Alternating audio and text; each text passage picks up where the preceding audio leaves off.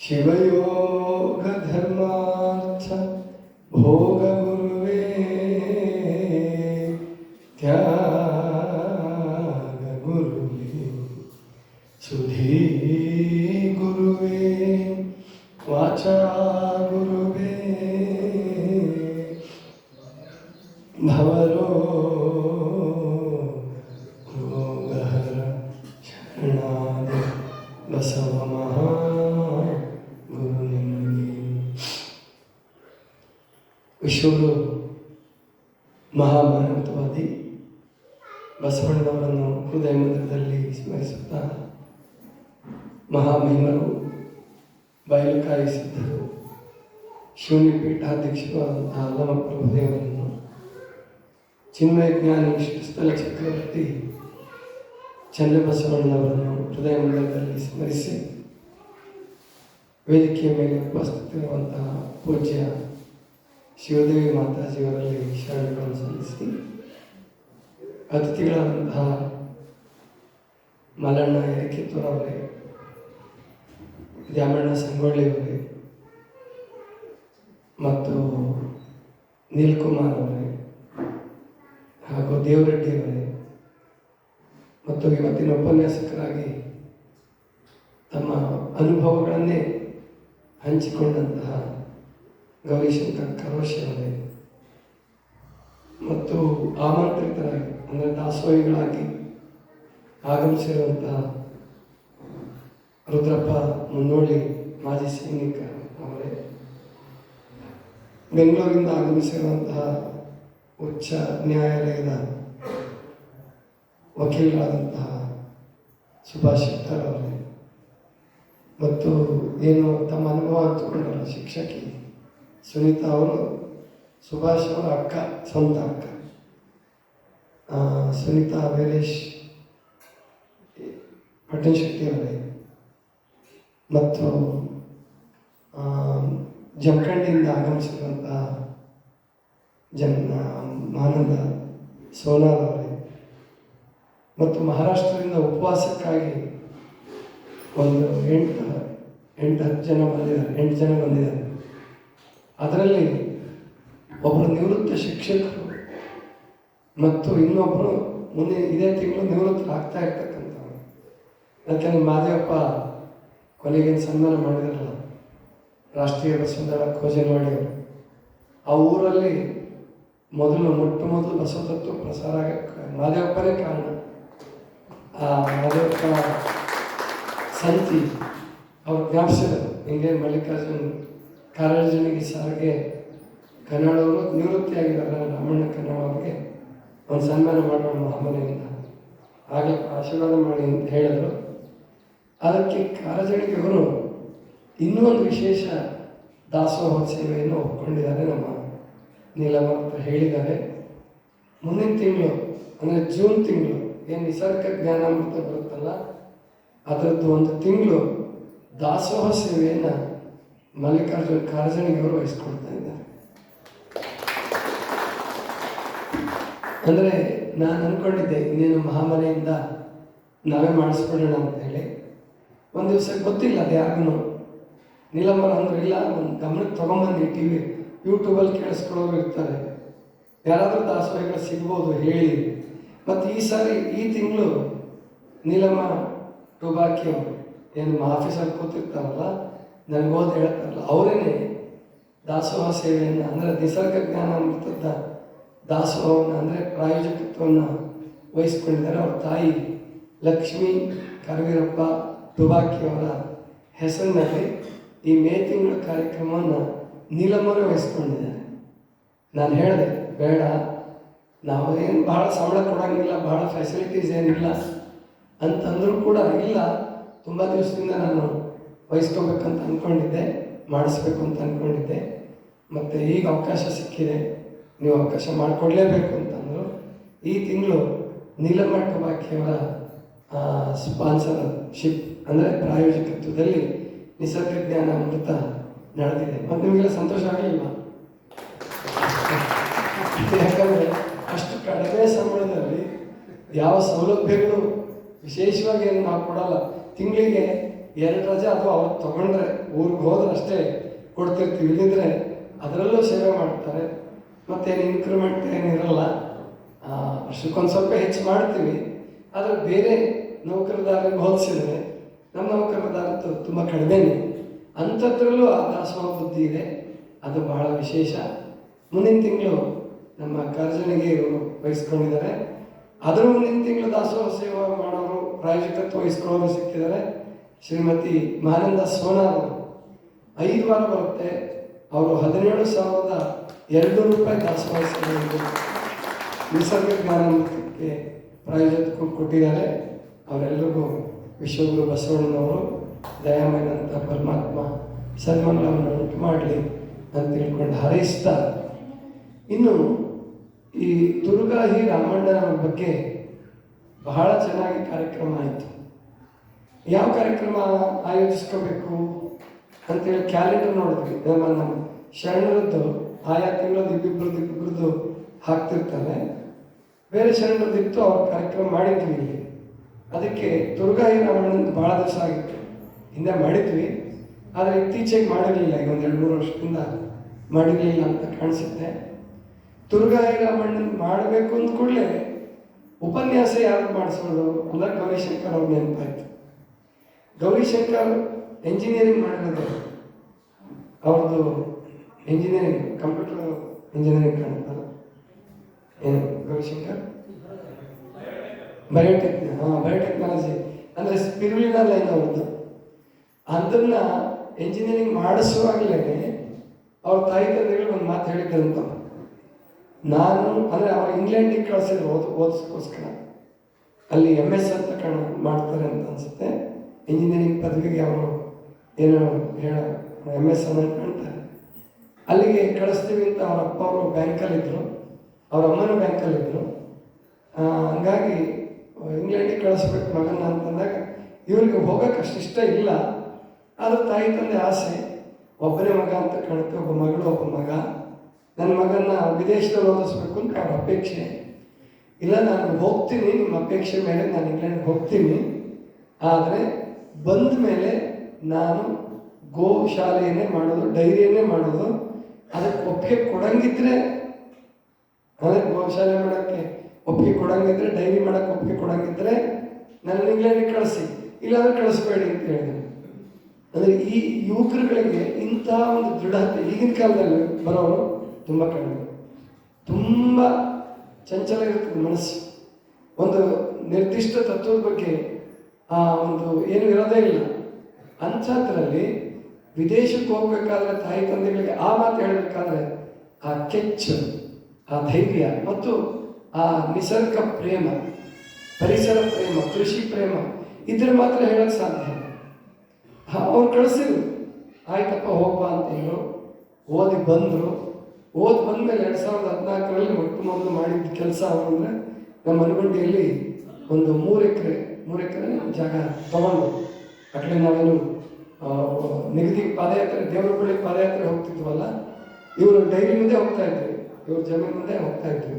ರಾತ್ರಿ ಇರ್ತಿತ್ತಲ್ಲ, ಹಂಗಾಗಿ ಅವ್ರು ಇರ್ತಿರ್ಲಿಲ್ಲ, ಹಂಗಾಗಿ ಮಾತಾಡಿಸ್ತಿರ್ಲಿಲ್ಲ ನಾನು. ಅಲ್ಲೇ ಆ ಜಾಗ ಮಾಡಿದ್ದಾರೆ. ಆ ಜಾಗ ತಗೊಂಡ್ರು. ಮೊದಲು ಹಾಲಿಗೆ ಅವರೇ ತಮ್ಮ ಅನುಭವ ಹೇಳಿಬಿಟ್ಟಿದ್ದಾರೆ. ಈಗ ಹಾಲಿಗಾಗಿ ನಾನು ಹಸು ಸಾಕಿದೆ, ಆದರೆ ಹಾಲಿಗಾಗಿ ಅಲ್ಲ, ಸಗಣಿಗಾಗಿ ಗೊಬ್ಬರ ತಯಾರು ಮಾಡೋಕ್ಕೋಸ್ಕರ ನಾವು ಮಾಡಿದ್ವಿ ಅಂತ ಹೇಳಿದ್ರು. ಆಶ್ಚರ್ಯ ಮತ್ತು ಸಂತೋಷ ಏನಪ್ಪ ಅಂತಂದರೆ, ಒಂದು ತಿಂಗಳಿಗೆ ಎಷ್ಟು 2,000 ಚೀಲನ, ಒಂದು ತಿಂಗಳಿಗೆ 2,000 ಚೀಲ ಗೊಬ್ಬರ ತಯಾರು ಮಾಡ್ತಾರೆ ಅಂತಂದರೆ ಬಹಳ ದೊಡ್ಡ ಸಾಧನೆ. ಮೊನ್ನೆ ಬೇರೆ ಊರಿಂದ ಒಂದಿಬ್ಬರು ಬಂದಿದ್ರು ರೈತರು ಗೊಬ್ಬರ ತಗೊಂಡು ಹೋಗೋಕೆ ಅಂತ. ಇಲ್ಲಿ ಬಂದರು, ಮಾಮೂಲಿ ಬಂದು ಎಲ್ಲಿ ಹೊರಟಿದ್ದೀರಪ್ಪ ಅಂದರೆ, ಇಲ್ಲ ಗೌರಿಶಂಕರ್ ಹತ್ರ ನಾವು ಗೊಬ್ಬರದ ಚೀಲ ತಗೊಳಕ್ಕೆ ಹೊರಟಿದ್ದೀವಿ. ಆಮೇಲೆ ಕೇಳಿದೆ, ಎಷ್ಟು ಕೆಜಿ ಮಾಡಿರ್ತಾರೆ ಅವರು? 40 ಕೆಜಿನ 50 ಕೆಜಿನ? 50 ಕೆಜಿದಾರ? 40 ಕೆಜಿದು 400 ರೂಪಾಯಿ ಅಂತ ಹೇಳಿದ್ರು. ತುಂಬ ಸಸ್ತ ಹಾಗಂತ ಅವರು, ತುಂಬ ಸಸ್ತ. ನಿಮ್ಮ ಈ ಏನು DIP ಹೋಲಿಸ್ಕೊಂಡ್ರೆ ಸರ್ಕಾರಿ ಗೊಬ್ಬರ ಎಷ್ಟಿದೆ ಇವಾಗ? 50 ಕೆಜಿಗೆ 1,300 ರೂಪಾಯಿ. 50 kg ಚೀಲಕ್ಕೆ ಪ್ಯಾಕೆಟ್ಗೆ 1300 ರೂಪಾಯಿ ಇದೆ. ಅದೇನು ಸಬ್ಸಿಡಿ ಕೊಟ್ಟು ಕೇಂದ್ರ ಸರ್ಕಾರ ಅದಕ್ಕೆ ಹೆಚ್ಚು ಕಡಿಮೆ ಒಂದು 700 ರೂಪಾಯಿನ 800 ರೂಪಾಯಿನ ಸಬ್ಸಿಡಿ ಕೊಡುತ್ತೆ, ಹೌದಿಲ್ಲ? ಅದಕ್ಕೆ ವಿದೇಶದಿಂದ ತರಿಸ್ಬೇಕು ಅದನ್ನ. ಅಂದ್ರೆ ನಮ್ಮ ಭಾರತಕ್ಕೆ ಎಷ್ಟು ತೊಂದರೆ ಆಗ್ತಿದೆ ಅಂತಂದ್ರೆ, ಒಬ್ಬ ಸಾವಯವ ಕೃಷಿಕ ತಯಾರಾದರೆ ದೇಶಭಕ್ತ ತಯಾರಾದಂಗೆ, ದೇಶಭಕ್ತ ತಯಾರಾದಂಗೆ. ಯಾಕಂದ್ರೆ ಅವನು ಒಂದು ಪ್ಯಾಕೆಟ್ ಗೊಬ್ಬರ ಖರೀದಿ ಮಾಡೋದು ಬಿಟ್ಟರೆ ನಮ್ಮ ದೇಶದ ದುಡ್ಡು ಅವ್ರಿಗೆ ಹೋಗ್ಲಿಲ್ಲ, ನಮ್ಮ ದೇಶದಲ್ಲಿ ಉಳಿತು. ಆದ್ರಿಂದ ಅದು ಸಾವಯವ ಕೃಷಿಕರು ಹೆಚ್ಚು ತಯಾರಾಗಬೇಕು. ಗೌರಿಶಂಕರ್ ಅಂತ ಅವರು ಹೆಚ್ಚು ತಯಾರಾಗಬೇಕು. ನನಗೆ ವಿಚಿತ್ರ ಅನ್ನಿಸ್ತು, ಅವರು ಬರೀ 8 ಆಕಳು ಇಟ್ಕೊಂಡಿದ್ದಾರೆ ಅಷ್ಟೇ. ಇವಾಗ ಮೊದಲು ಒಂದು 15-20 ಇದ್ವು, ಈಗ 8 ಆಕಳು ಅಂದರೆ ಮಾಡೋಕ್ಕೆ ಕಷ್ಟ ಆಗುತ್ತೆ, ಆಳುಗಳ ಸಮಸ್ಯೆ ಆಗಿ 8 ಆಕಳಿಗೆ ಮಾತ್ರ ಇಟ್ಕೊಂಡಿದ್ದಾರೆ. ಅದರಲ್ಲಿ ಒಂದು ತಿಂಗಳಿಗೆ ಬೇರೆ ಕಳೆ, ಹುಲ್ಲು, ಆಮೇಲಿಂದ ತಿಂದ್ಬಿಟ್ಟಿದ್ದು ಸೊಪ್ಪೆ ಇದೆಲ್ಲ ಸೇರಿಸಿ ಗೊಬ್ಬರ ಮಾಡಿ ಒಂದು ತಿಂಗಳಿಗೆ 2000 ಚೀಲ ತಯಾರು ಮಾಡ್ತಿದ್ದಾರೆ. ಅಂದರೆ ನಮ್ಮ ಆಶ್ರಮದಲ್ಲಿ ನೀವು ಯಾರಾದರೂ ಸೇವೆ ಮಾಡಕ್ಕೆ ಬಂದರೆ ನಾವು ಹೆಚ್ಚು ಕಡಿಮೆ 5000 ಚೀಲ ತಯಾರು ಮಾಡ್ಬೋದು. ಮತ್ತು 2000 ಚೀಲ ಎಲ್ಲದೂ ಹೋಗ್ತಾ ಇದೆ ಅವರಿಗೆ, ದೂರದಿಂದ ಬಂದು ತಗೊಂಡು ಹೋಗ್ತಿದ್ದಾರೆ. ನಾವು 5000 ಚೀಲ ತಯಾರು ಮಾಡಿದ್ರು ತಗೊಂಡು ಹೋಗ್ತಾರೆ, ಅವರೇ ಕೊಡಿಸ್ತಾರೆ ಅಷ್ಟು. ಆದರೆ ನಮ್ಮಲ್ಲಿ ಆಳುಗಳ ಸಮಸ್ಯೆ ಇದೆ, ಅದಕ್ಕೆ ಗೋಶಾಲೆ ತೆಗೆದುಬಿಟ್ಟೆ ನಾನು. ಅಂದರೆ ನಾವೇನು ಹೇಳ್ತೀವಿ, ನಮ್ಗೆ ಎಂತೆಂಥ ಆಳುಗಳು ಬೇಕಾಗಿಲ್ಲ. ಕುಡುಕರು, ತಂಬಾಕು ತಿನ್ನೋರು, ಆಮೇಲಿಂದ ಗೋವುಗಳನ್ನು ಸುಮ್ಮನೆ ಸರಿಯಾಗಿ ನೋಡ್ಕೊಳ್ಳಾರ್ದೆ ಏನೋ ಕಾಟಾಚಾರಕ್ಕೆ ನೋಡ್ಕೊಳ್ಳೋರು ಬೇಕಾಗಿಲ್ಲ. ಹಂಗಿದ್ರೆ ಗೋಶಾಲೆ ಮಾಡಲ್ಲ ನಾವು. ಸರಿಯಾಗಿ ಯಾರಾದ್ರೂ ನೋಡ್ಕೊಳ್ತಕ್ಕಂಥವ್ರು ಸೇವೆ ಮಾಡೋರು ಸಿಕ್ಕರೆ ನಿಮಗೆ ಸಂಬಳನೂ ಕೊಡ್ತೀವಿ, ಜೊತೆಗೆ ನೀವು ಚೆನ್ನಾಗಿ ಭಕ್ತಿಯಿಂದ ನೋಡ್ಕೊಳ್ಬೇಕು. ನಮಗೆ ಅದರ ಚಿಂತೆ ಏನೂ ಇರಬಾರ್ದು, ನೀವು ಪ್ರೀತಿಯಿಂದ ನೋಡ್ಕೊಳ್ಬೇಕು. ಅಂಥವ್ರು ಯಾರಾದರೂ ಇದ್ದರೆ ನೋಡೋಣ. ಈಗಾಗಲ್ಲ, ಇನ್ನೂ 1 ವರ್ಷ 2 ವರ್ಷ ಬೇಕಾಗತ್ತೆ ಮತ್ತೆ ನಾವು ಗೋಶಾಲೆ ಮಾಡೋಕ್ಕೆ. ಮಾಡ್ತೀವಿ, ಗೋಶಾಲೆ ಮಾಡೋದಂತೂ ಗ್ಯಾರಂಟಿನೇ. ಆದರೆ ಅವುಗಳು ತೊಂದರೆ ಅನುಭವಿಸ್ತಾ ಇದ್ವು, ಜೊತೆಗೆ ಜಾಸ್ತಿ ಆಗ್ಬಿಟ್ಟಿದ್ವು. 30-35 ತನಕ ಹೋಗ್ಬಿಟ್ಟಿದ್ವು. ಅದಕ್ಕೆ ಒಬ್ಬ ಒಂದು ದಿವಸ ಕುಡಿದು ಬಾಗಿಲಕೊಂಡು ಮಲ್ಕೊಂಡ್ಬಿಟ್ಟಿದ್ದಾನೆ. ಅವ್ನು ಕುಡಿದೇ ಗೊತ್ತಾಗಿ ಆ ಬಾಗಿಲು ರಾತ್ರಿ ತೆಗಿಲಿಲ್ಲ. ಅದಕ್ಕೆ ನಾವು ಒತ್ತಾಯ ಮಾಡಲಿಲ್ಲ. ಅವತ್ತೇ ತೀರ್ಮಾನ ಮಾಡಿದೆ, ಅವನಿಗೆ ಕುಡುಕರಿಗೆ ಕೊಡೋ ಸಂಬಳದಲ್ಲಿ ನಾವು ಅಷ್ಟು ಜನ ಒಂದು ದಿವಸಕ್ಕೆ ಹಾಲು, ಮೊಸರು, ಮಜ್ಜಿಗೆ, ತುಪ್ಪ ಎಲ್ಲ ತಗೋಬೋದು. ಹಾಲು ಖರೀದಿ ಮಾಡಿದೆ. ಅದಕ್ಕೆ ಅವತ್ತೇ ಗೋಶಾಲೆ ತೆಗಿಬೇಕು ಅಂತ ನಿರ್ಣಯ ಮಾಡಿದೆ. ರಾಮಕೃಷ್ಣ ಆಶ್ರಮಕ್ಕೆ ಒಂದಷ್ಟು ಕಳಿಸ್ಕೊಟ್ವಿ, ನೀಲ್ಕುಮಾರ್ ಕೊಟ್ವಿ, ಬೇರೆ ಬೇರೆ ಕಳಿಸ್ಕೊಟ್ವಿ. ಜೊತೆಗೆ ನಮಗೆ ಇಲ್ಲೇ ಶಾರದಮ್ಮ ಅಂತೇಳಿ ಮೊದಲನೇ ಹಸು ಕೊಡಿಸಿದ್ರು ಅವರು. ಆಗಿನ ಕಾಲಕ್ಕೆ 5000 ರೂಪಾಯಿ ಖರ್ಚು ಮಾಡಿ 2005ರಲ್ಲಿ ಅವರು ಒಂದಷ್ಟು ಕೊಟ್ಟು ಕಳಿಸಿದ್ವಿ. ಹೀಗೆ ಗೋಶಾಲೆ ತೆಗೆದಿದ್ದೀವಿ ಸದ್ಯಕ್ಕೆ. ಆದರೆ ಮುಂದೆ ಗೋಶಾಲೆ ಮಾಡಲೇಬೇಕು, ಮಾಡೋದೇ ನಮ್ಮ ಇಚ್ಛೆ ಇದೆ. ಮತ್ತು ಮುಂದೆ ನಮ್ಮದು ಗುರಿಗಳು ಭಾಳ ದೊಡ್ಡದಿದೆ. ಅವು ಈಡೇರ್ತಾವ ಬಿಡ್ತಾವ ಗೊತ್ತಿಲ್ಲ, ಆದರೆ ದೊಡ್ಡ ಗುರಿ ಇಟ್ಕೊಂಡಿದ್ದೀವಿ. ಅದರದ್ದೇನಾರ ಇರಲಿ, ಅದನ್ನು ಅಂದರೆ ಗೋಶಾಲೆಯಿಂದ ಇಷ್ಟು ಉಪಯೋಗ ಇದೆ, ಉಪಕಾರ ಇದೆ, ಭೂಮಿಗೆ ಉಪಕಾರ ಇದೆ, ದೇಶಕ್ಕೆ, ದೇಶದ ಎಕಾನಮಿ ಅಂದರೆ ಆರ್ಥಿಕತೆಯ ಮೇಲೆ ಗೋವುಗಳದು ಮತ್ತು ನಮ್ಮ ಸಾವಯವ ಕೃಷಿ ಪರಿಣಾಮ ಮಾಡುತ್ತೆ. ಮತ್ತು ನಮ್ಮ 12ನೇ ಶತಮಾನದ ಯಾವ ಶರಣರು ಕೂಡ ಇದ್ದಿದ್ರೆ, ಈಗ ಹುಟ್ಟು ಬಂದರೆ 12ನೇ ಶತಮಾನದ ಯಾವ ಶರಣರು ಕೂಡ ಈ ರಸಗೊಬ್ಬರ ಅಲ್ಲವೇ ಅಲ್ಲ, ಅದು ಜಡಗೊಬ್ಬರ ಅಂತ ಅಂದ್ರೆ ಫರ್ಟಿಲೈಸರ್ ಅಂತ ಇಂಗ್ಲೀಷಲ್ಲಿ, ಅದನ್ನು ಕನ್ನಡದಲ್ಲಿ ರಸಗೊಬ್ಬರ ಅಂತ ಹೇಳಿದ್ದಾರೆ. ರಸನೆಲ್ಲ ತೆಗೆದು ಹಾಕ್ಬಿಡುತ್ತೆ. ಹೇಳಿದ್ರಲ್ಲ ಈಗ ಮಾತಾಜಿಯವರು, ಆಗಿನ ಕಾಲದಲ್ಲಿ ಕೊತ್ತಂಬರಿ ತೊಗೊಂಬಂದ್ರೆ ಘಮ ಘಮ ಅಂತಿತ್ತು, ಸಬ್ಬಸಿಗೆ ತೊಗೊಂಬಂದ್ರೆ ಘಮ ಘಮ ಅಂತಿತ್ತು, ಕರಿಬೇವು ಸೊಪ್ಪು ಘಮ ಘಮ ಅಂತಿತ್ತು. ಈಗ ಯಾಕೆ ರುಚಿ ಕಳ್ಕೊಂಡಿದೆ, ಗಂಧ ಕಳ್ಕೊಂಡಿದೆ ಅಂದರೆ ಈ ರಸಗೊಬ್ಬರ ತಯಾರು ಮಾಡೋದು ಖನಿಜಗಳಿಂದ, ಅಂದರೆ ಲೋಹಗಳಿಂದ ತಯಾರು ಮಾಡ್ತಾರೆ. ಒಬ್ಬ ಡಾಕ್ಟರ್ ಹೇಳಿದಾನೆ, 2ನೇ ಮಹಾಯುದ್ಧ ಮುಗಿದ ಮೇಲೆ ಅಂದರೆ 1945ರಿಂದ ಈಚೆಗೆ ಪರಿಸರಕ್ಕೆ ನಾವು ಸುಮಾರು 60,000 ಕೃತಕ ರಾಸಾಯನಿಗಳನ್ನು ಸೇರಿಸ್ತಾ ಇದ್ದೀವಿ. ಭೂಮಿ ಮೂಲಕ, ಔಷಧಿ ಮೂಲಕ. ನಿಮ್ಮ ಔಷಧಿಗಳೆಲ್ಲ ಅಲೋಪತಿ ಮೆಡಿಸನ್ ಎಲ್ಲ ರಾಸಾಯನಿಕಗಳೇ. 60,000ಕ್ಕಿಂತ ಹೆಚ್ಚು ರಾಸಾಯನಿಕಗಳನ್ನು ಪರಿಸರಕ್ಕೆ ಬಿಟ್ಟಿದ್ದೀವಿ. ಇನ್ನು ಪರಿಸರಕ್ಕೆ ಇಡಲಾರ್ದೆ ಏನಾಗುತ್ತೆ? ಇವತ್ತು ನಾವು ಆರೋಗ್ಯವಾಗಿದ್ದೀವಿ, ಆನಂದವಾಗಿದ್ದೀವಿ ಅಂದರೆ ಅದೇ ದೊಡ್ಡ ಪವಾಡ 12ನೇ ಶತಮಾನದಲ್ಲಿ ಬಸವಣ್ಣವ್ರು 88 ಪವಾಡ ಮಾಡಿದ್ರಲ್ಲ, ಅದೇನು ದೊಡ್ಡದಲ್ಲ ಅವತ್ತಿನ ಕಾಲಕ್ಕೆ. ಅವರು ಅವತಾರ ಪುರುಷರು ಅಂತ ಹೇಳ್ತಾರೆ. ಅವತ್ತು ಒಳ್ಳೆ ಪರಿಸರ ಇತ್ತು, ಒಳ್ಳೆ ಭೂಮಿ ಇತ್ತು, ಒಳ್ಳೆ ನೀರಿತ್ತು, ಒಳ್ಳೆ ಗಾಳಿ ಇತ್ತು. ಇದು ಯಾವ್ದು ಪೆಟ್ರೋಲು ಯಾವುದೂ ಇರಲಿಲ್ಲ. ಇವತ್ತು ಎಲ್ಲದೂ ಪೊಲ್ಯೂಷನ್ ಮಾಡ್ತಾ ಇದ್ದೀವಿ, ಎಲ್ಲದೂ ಮಾಲಿನ್ಯ ಮಾಡ್ತಾ ಇದ್ದೀವಿ.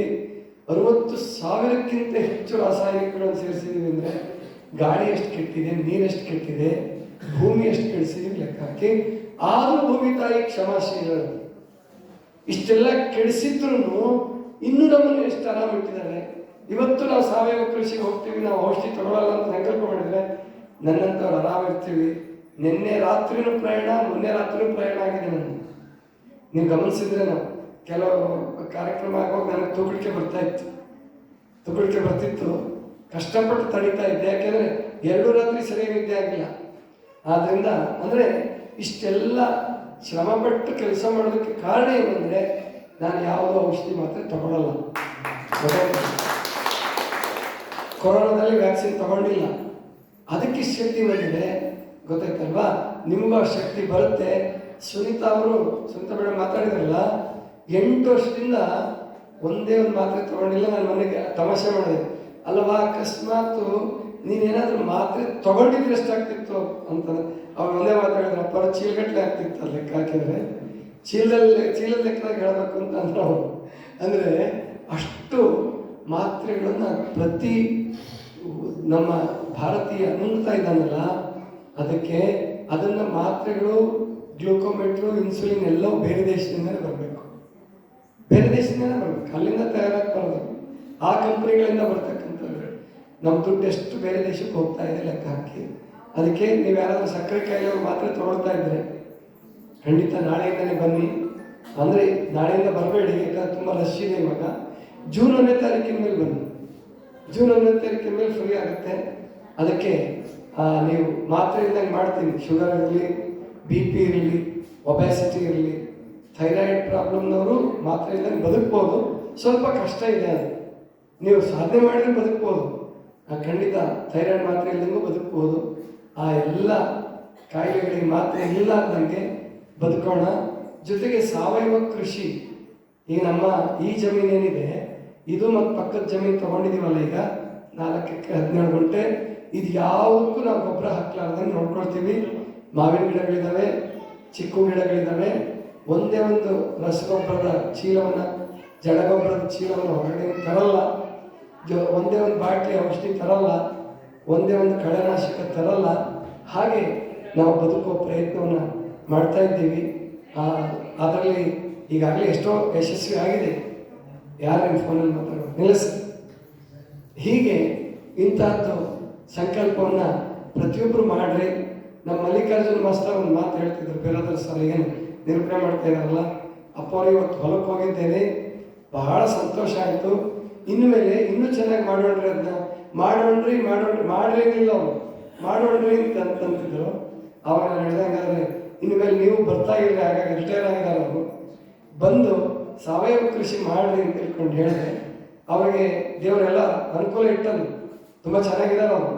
ಅದಕ್ಕೆ ಇನ್ಮೇಲೆ ಅವರ ಶಕ್ತಿಯನ್ನು, ಅವರ ಸಮಯವನ್ನು ಈ ಕಡೆ ವಿನಿಯೋಗಿಸ್ಲಿ. ಜೊತೆಗೆ ಅವರು ಆನಂದವಾಗಿರಲಿ, ಅವ್ರ ಮನೆಯವ್ರನ್ನೂ ಆನಂದವಾಗಿ ಇಡಲಿ. ಯಾಕೆ ಅವ್ರ ಮಗ ಒಬ್ಬ ಇದ್ದಾನೆ, ಅವ್ರ ಮನೆಯವರಿದ್ದಾರೆ, ಅವರು ಇಲ್ಲಿ ಕರ್ಕೊಂಡ್ಬಂದು ಸುಮ್ಮನೆ ಕಾರಲ್ಲಿ ಬರ್ಬೇಕು. ಹೆಂಗಿದ್ರು ಕಾರಲ್ಲಿ ಬರುವಾಗ ಅವ್ರನ್ನ ಜೊತೆ ಕರ್ಕೊಂಬರೋದು, ಇಲ್ಲೇ ಕೆಲಸ ಮಾಡೋಷ್ಟು ಏನು ಸಾಧ್ಯ ಆಗುತ್ತೆ ಖುಷಿಯಿಂದ ಕೆಲಸ ಮಾಡೋದು, ಮಧ್ಯಾಹ್ನ ಪ್ರಸಾದ ಮಾಡೋದು, ಸಂಜೆ ಹೋಗೋದು. ಈ ಥರ ಮಾಡಿದರೆ ಇನ್ನು ಈ ಥರ ನೀವು ರಿಟೈರ್ ಆದವರು ಯಾರ್ಯಾರಿಗೆ ಶಕ್ತಿ ಇದೆ, ಯಾರ್ಯಾರಿಗೆ ಸಮಯ ಇದೆ, ಈ ಥರ ಸೇವೆ ಮಾಡ್ಬೋದು. ಈ ಥರ ಸೇವೆ ಮಾಡೋದಕ್ಕೆ ನೀವೆಲ್ಲ ಪ್ರಯತ್ನ ಮಾಡಿ ಅಂತ ತಿಳ್ಕೊಂಡು ಹೇಳ್ತಾ, ತುರುಗಾಯಿ ರಾಮಣ್ಣನ ವಚನಗಳು ಒಂದು 10-12 ವಚನಗಳು ಸಿಕ್ಕಿದೆ. ನನಗೆ ಓದೋದಕ್ಕೆ ಸಮಯನೂ ಸಿಕ್ಕಿಲ್ಲ. ಅವ್ರ ವಚನ ಒಂದು ನಾನು ಕಂಠಪಾಠ ಮಾಡಿಲ್ಲ. ಇನ್ಮೇಲೆ ಕಂಠಪಾಠ ಮಾಡಬೇಕು ನಿಜವಾಗಿ. ಅವು ಕಂಠಪಾಠ ಮಾಡಿದ್ರೆ ಉಳಿಯಲ್ಲ, ಯಾಕಂದರೆ ಮತ್ತೆ ಬಳಸಲ್ವಲ್ಲ, ಹಂಗಾಗಿ ಉಳಿಯಲ್ಲ. ಅವ್ರದ್ದು ಕೋಲಿಂದ ಒಂದು ಉದಾಹರಣೆ ಕೊಟ್ಟರಲ್ಲ, ಇನ್ನೊಂದು ಅದ್ಭುತವಾದ ಉದಾಹರಣೆ ಕೊಡ್ತಾರೆ ಒಂದು ವಚನದಲ್ಲಿ.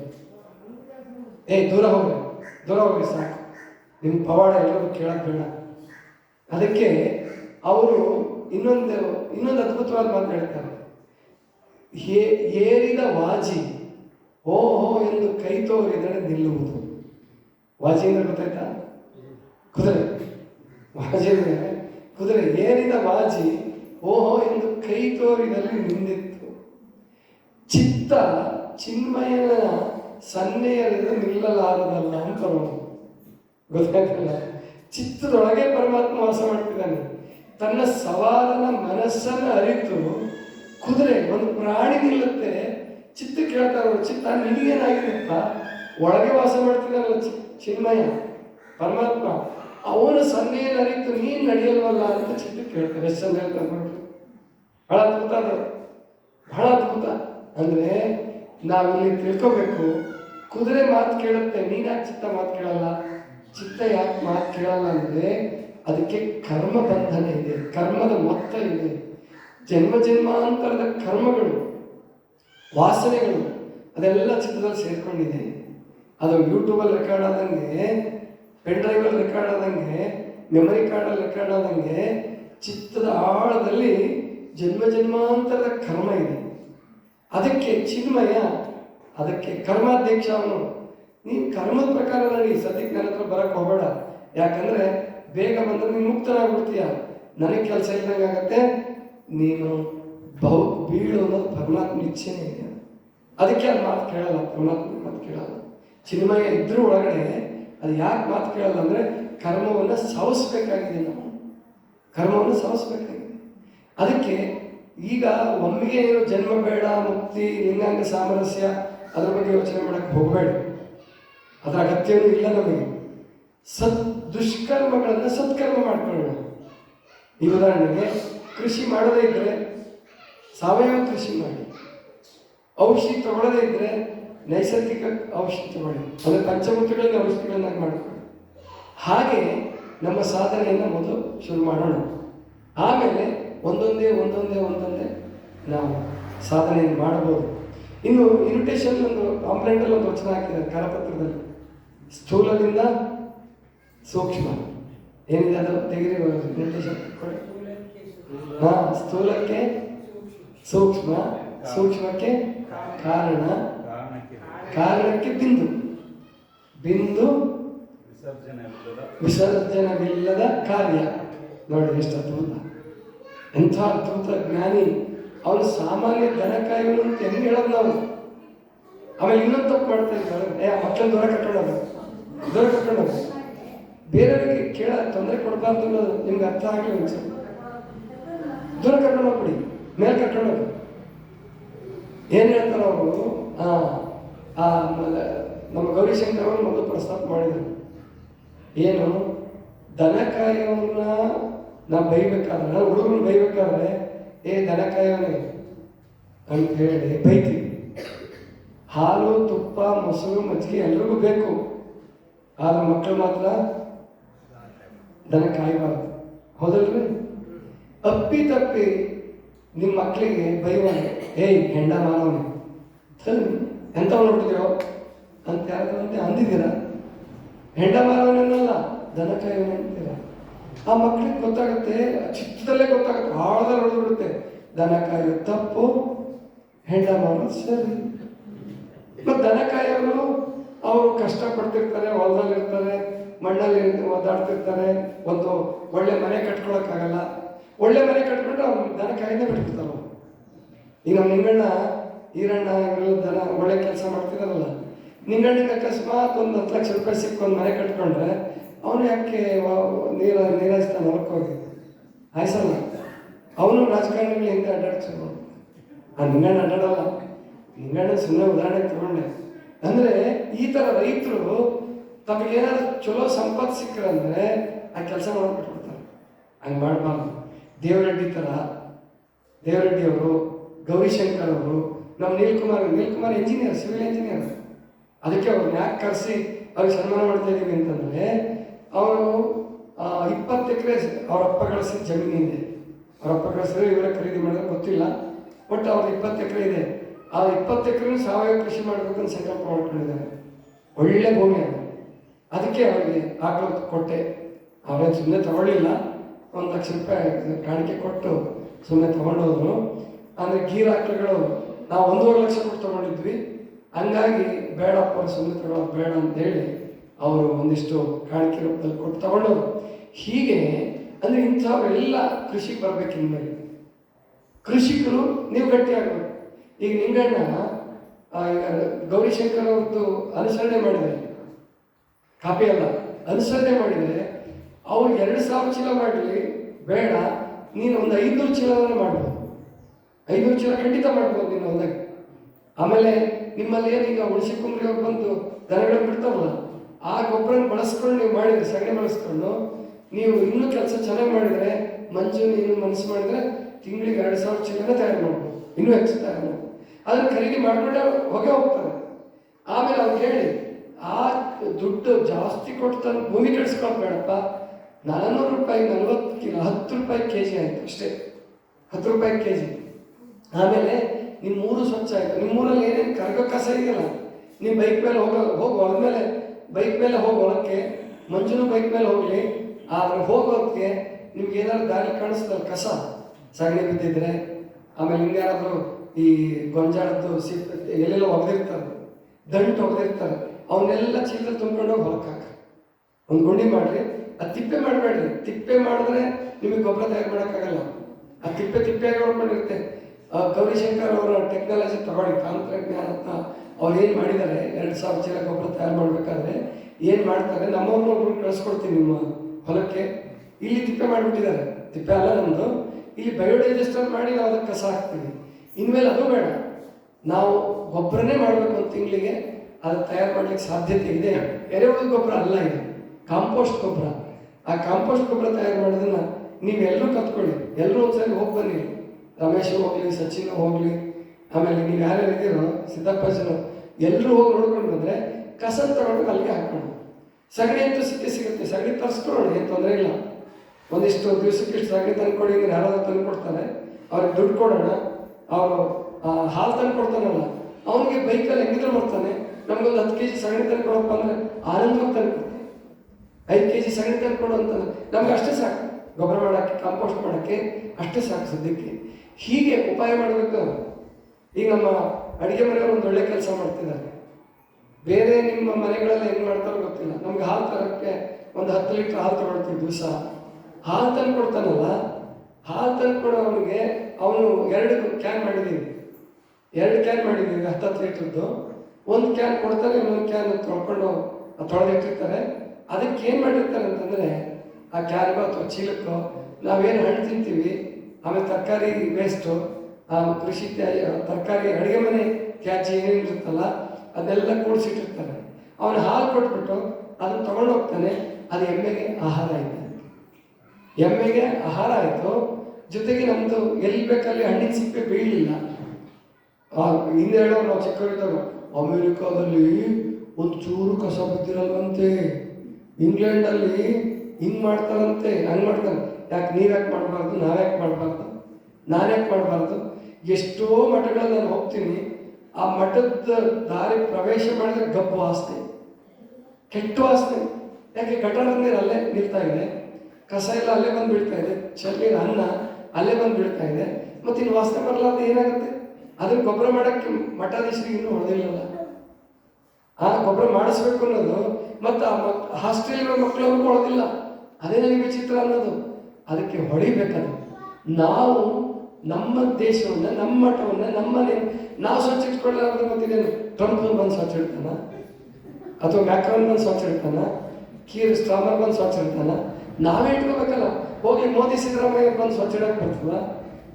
ನಮ್ಮನ್ನು ನಾವೇ ಮಾಡ್ಕೋಬೇಕು. ನಾವು ಕೇಳಿಸ್ಕೊಂಡು ಅವ್ರಿಗೆ ಬೈದರೆ ಅದಕ್ಕೆ ನಾವು ತಿಳ್ಕೋಬೇಕು.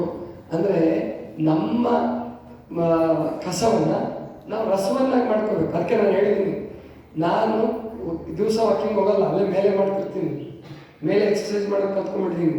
ಅಂದರೆ ನನ್ನ ಕರ್ಕೊಂಡು ಹೋಗೋಕ್ಕೆ ಅವ್ರ ಸಮಯ ಇನ್ನೊಬ್ರಿಗೆ ಕೊಲ್ಲೋದು ಬೇಡ ಅಂತೇಳಿ ನನ್ನ ವ್ಯವಸ್ಥೆ ನಾನೇ ಮಾಡ್ಕೊಂಡಿದ್ದೀನಿ. ಜಿಮ್ ಅಲ್ಲ, ಆ ಜಿಮ್ ಇಲ್ಲದೇ ಎಕ್ಸಸೈಸ್ ಮಾಡೋದು, ವಾಕಿಂಗ್ ಮಾಡೋದು ಕಲ್ತ್ಕೊಂಡಿದ್ದೀನಿ. ಅದು ನಾನು ಮಾಡ್ಕೊತೀನಿ, ತೊಂದರೆ ಇಲ್ಲ. ನೀವು ನಿಮ್ಮ ಸಮಯ ಹಾಳು ಮಾಡಲಾರ್ದಂಗೆ, ಎಲ್ಲರೂ ಕಳ್ಸ್ಕೊತಿದ್ದಾರಲ್ಲ ನಮ್ಮ ಮಠದವರು, ನಿಮ್ಮ ಸಮಯ ಹಾಳು ಮಾಡಲಾರ್ದಂಗೆ ನೀವು ಕರಗ ಕಸನ, ಆಮೇಲೆ ಆ ನೀರೇನು ಬರ್ತದಲ್ಲ ಅಲ್ಲಿ ಗಟಾರದ ವಾಸನೆ ಬರಬಾರ್ದು, ಗಟಾರ ಸ್ಮೆಲ್ ಬರಬಾರ್ದು. ನೀವು ಗಮನಿಸ್ತಿರ್ಬೇಕು. ನಿಮಗೂ ಮೂಗು ಕೊಟ್ಟನಲ್ಲ ದೇವರು, ನಾನೇ ಗಮನಿಸಿ ಹೇಳೋದಲ್ಲ. ಆಮೇಲೆ ಆ ಸಿಂಕ್ ತೊಳಿರಿ ಅಂತ ನಾನೇ ಹೇಳೋದಲ್ಲ. ನೀವು ನಿಮ್ಮ ಮೂಗನಿಗೂ ಸ್ವಲ್ಪ ಕೆಲಸ ಕೊಡಿ.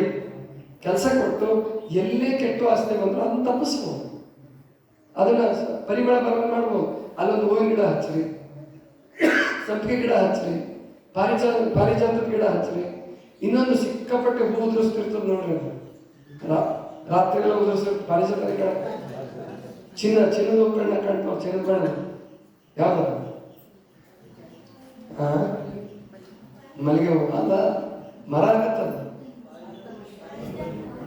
ಕಣಿಗೆಲ್ಲ ಕನಕಂಬ ಯಾವುದೋ ಇದೆ. ಒಟ್ಟಾರೆ ಅದ್ರ ಬೆಳಿಗ್ಗೆ ನೋಡೋತ್ತಿಗೆ ಕೆಳಗಡೆ ಎಲ್ಲ ಚಿನ್ನ ಬಣ್ಣ ಹೂಗಳು ಬಿದ್ದಿರ್ತಾವೆ. ಇಂಥದ್ದೆಲ್ಲ ಬೆಳೆಸ್ಕೋಬೇಕು ನೀವು.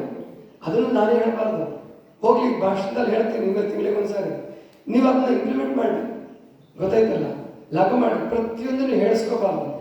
ನೀವು ಕೇವಲ ನಾವು ನೌಕರದಾರರನ್ನು ಲೆಕ್ಕ ಮಾಡಬೇಡಿ.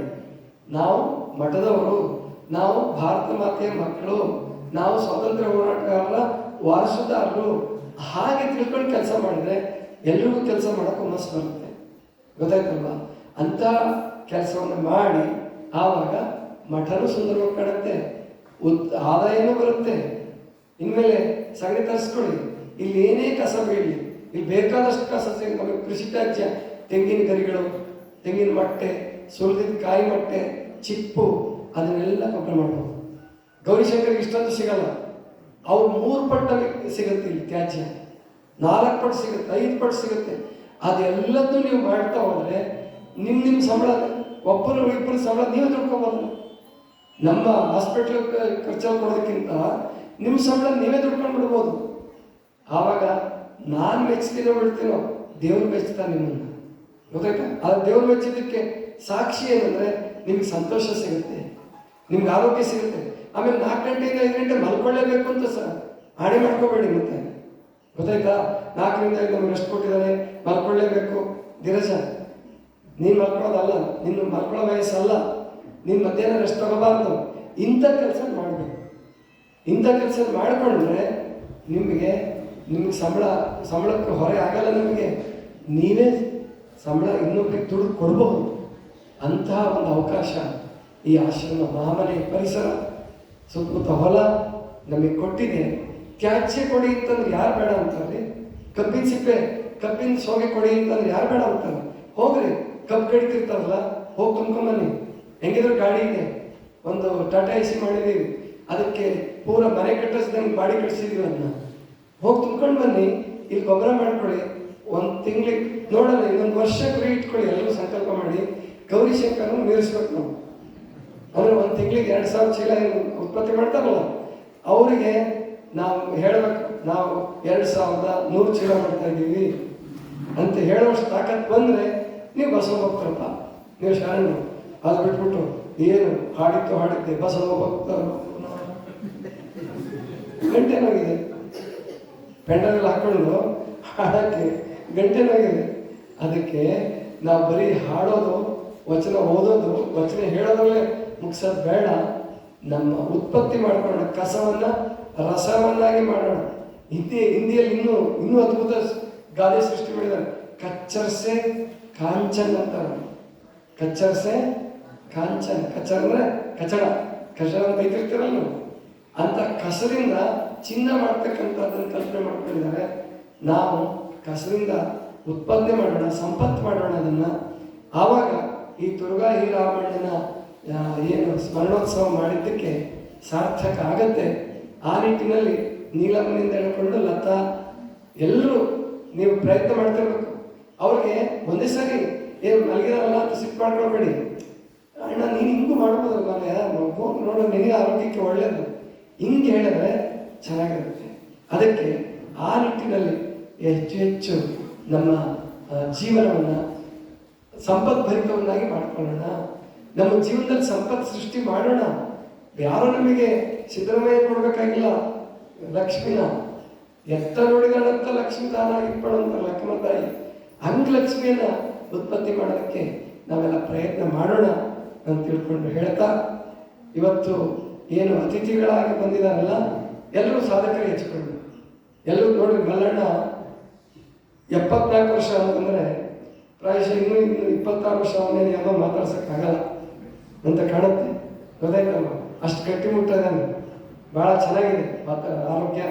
ಜೊತೆಗೆ ಒಂದು ಒಳ್ಳೆ ಸ್ವಭಾವ ಏನಪ್ಪ ಅಂತಂದರೆ, ಯಾರು ಈ ಮಾಸಾಜ್ನ ತಪ್ಪೋಗಿರೋ ತನಕ ದಾವಸ ಬಂದನಿಲ್ಲ ನೋಡ್ರಿ. ಅವನಿಗೆ 1 ವರ್ಷ 2 ವರ್ಷ 3 ವರ್ಷದಿಂದ ಬರ್ತಾನೆ ಇಲ್ಲ. ಬರುತ್ತೆ ನಿಂತೋಗುತ್ತೆ. ಅದಕ್ಕೆ ಹೇಳಿದೆ, ಮಲ್ಲಣ್ಣ ಬರ್ತಾನೆ, ನೀನು ಬಂದು ಮಾಡಿಸ್ಕೊಳ್ಳೋ. ಅವ್ನಿಗೆ ಇಬ್ರಿಗೂ ಬರ್ತಿತ್ತು, ಅದು ನಿಂತೋಗಿಲ್ಲ.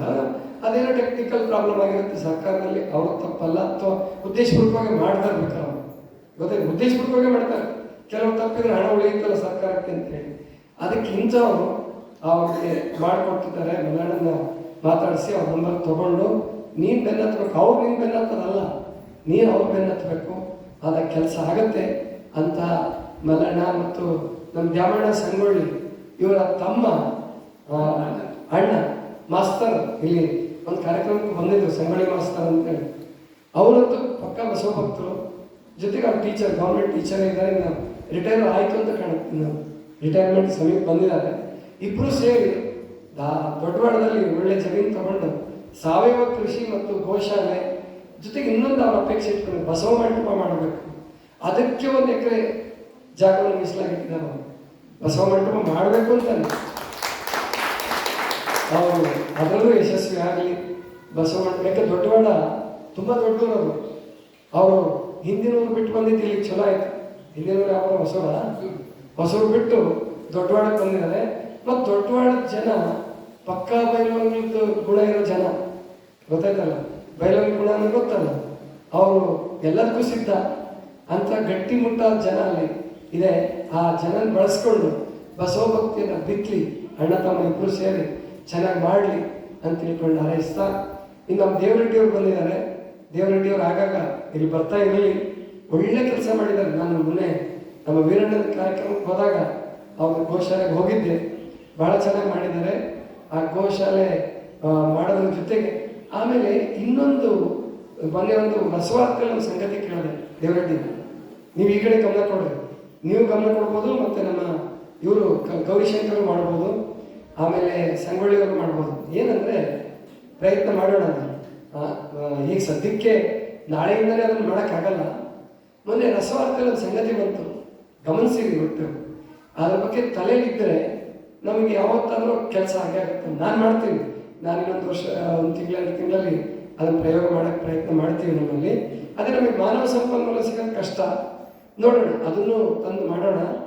ಈ ಆಂಧ್ರ ಪ್ರದೇಶದಲ್ಲಿ ಮುಲುಗು ಅಂತ ಒಂದು ಜಿಲ್ಲೆ ಇದೆ. ಮುಲುಗು ಅದರ ಹೆಸರು.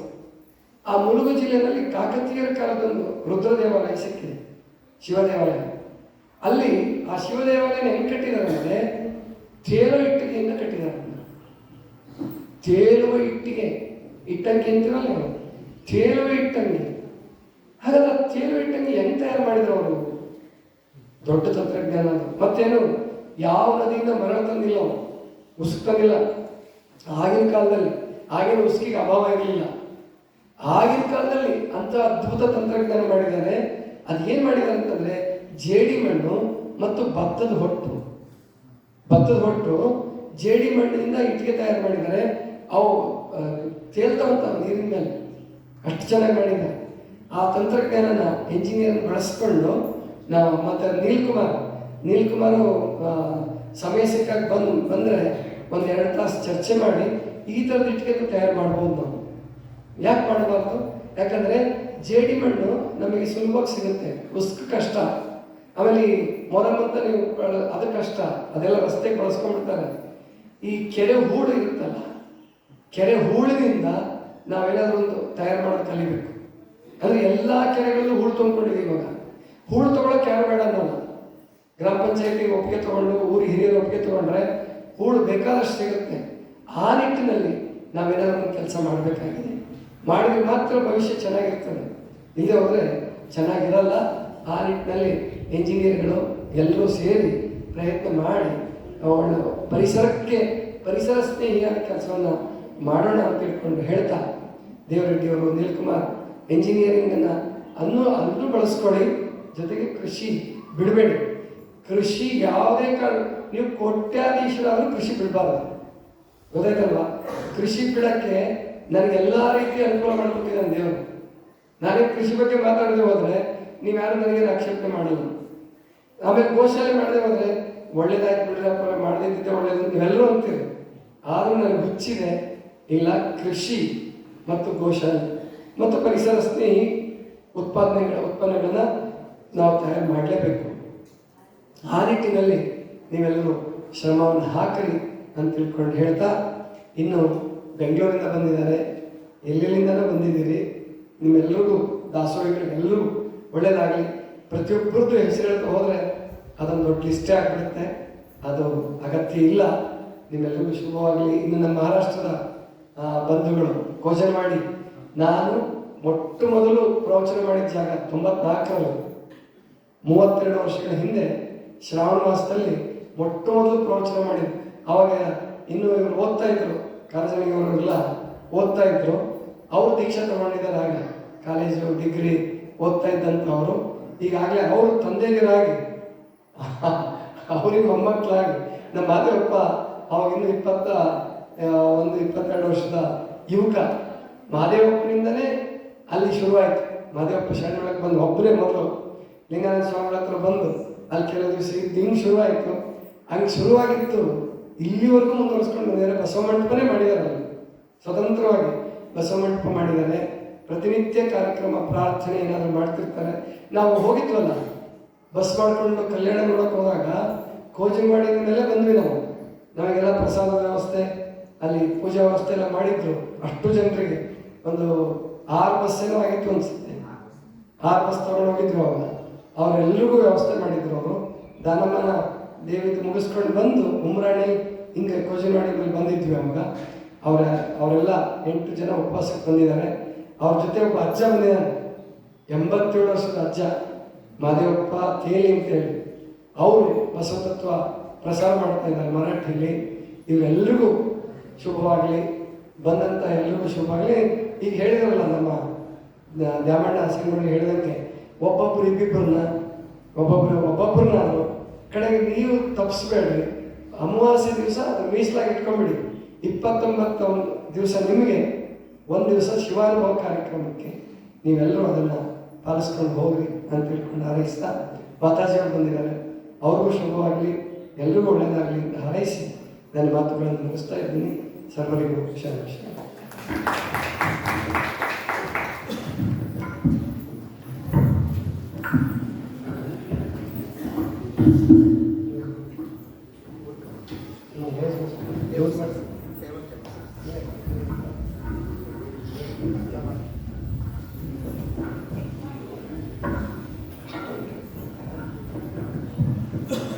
ಓಂ ಗುರು ಬಸವ ಪ್ರಭು